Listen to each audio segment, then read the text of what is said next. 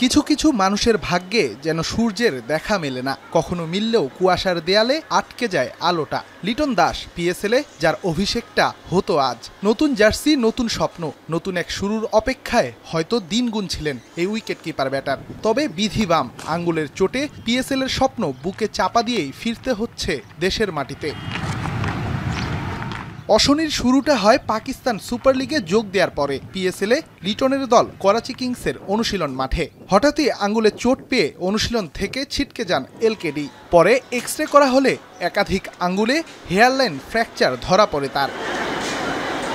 করাচি কিংসের চিকিৎসকরা জানান, আঙ্গুলের এই ইনজুরি থেকে সেরে উঠতে লিটনের প্রয়োজন কমপক্ষে 2 সপ্তাহ সময়। তাই দেশে ফেরার সিদ্ধান্ত নিয়েছেন এই ওপেনার। নিজের ইনজুরি ও দেশে ফেরার বিষয়টি এখন টিভিকে নিশ্চিত করেছেন লিটন নিজেই। শনিবার রাত 11:30 দেশের মাটিতে পা রাখবেন এলকেডি। লঙ্কান প্রিমিয়ার লিগ, আইপিএল, সিপিএলে খেলা হলেও পিএসএলে এখন পর্যন্ত অভিষেক হয়নি লিটনের। করাচির হয়ে খেলতে বিসিবির কাছে পুরো আসরের জন্য এনওসিও পেয়েছিলেন এই ব্যাটার। তবে সাম্প্রতিক সময়ে ফর্মের মতো কপালও যেন ছেড়ে দিয়েছে লিটনের সঙ্গ। সুন্দর এক টুর্নামেন্ট শুরুর আগেই দেশে ফিরতে বাধ্য হচ্ছেন তিনি।